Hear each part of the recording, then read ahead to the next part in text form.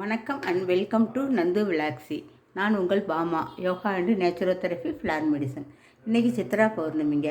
சித்ரா பௌர்ணமி மூணோட நம்ம சந்திரனோட full power நமக்கு இறங்கும். ஒன்றுமே நீங்கள் செய்ய வேணாம். காலையில் நீங்கள் செய்கிறது படி செய்யுங்க. எதுக்கோசரம் அப்போல்லாம் மாடியில் திறந்த வெளியில் போய் அன்னம் சாப்பிட்றதெல்லாம் சொல்கிறாங்க. அதெல்லாம் அதனுடைய சந்திரனுடைய பவர் நமக்கு ஃபுல்லாக கிடைக்கிறதுக்கோசரம் அது மாதிரி பண்ணுவாங்க. அது முடியாதவங்க என்ன பண்ணுங்க, ஒரு சொம்பில் தண்ணி எடுத்துகிட்டு போய் அங்கே வச்சுட்டு ஒரு 2 மணி நேரம் சந்திரனை பார்த்து உட்காந்துருங்க. அப்புறம் அந்த தண்ணியை குடிச்சிட்டு வந்துடுங்க. 2 மணி நேரமோ 3 மணி நேரமோ அந்த சந்திர ஒளியில் இருக்கிறப்ப உங்களுக்கு மன தைரியம், சந்தோஷம் எல்லாமே வரும். ஓம் சந்திர மௌலீஸ்வராய நமகன்னு சொல்லலாம். ஓம் சந்திராய நமக ஏதாவது ஒரு இதை சொல்லி ஒரு 2 மணி நேரம் அந்த சந்திரனை கிரகிச்சுக்கோங்க.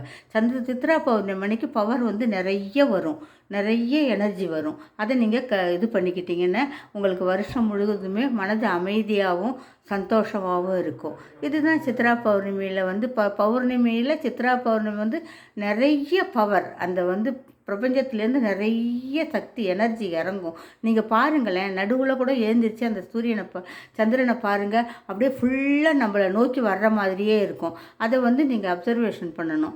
அதுதான் சித்ரா பௌர்ணமியில் முக்கியமாக செய்ய வேண்டியது. புரிகிறதா? நன்றி, வணக்கம்.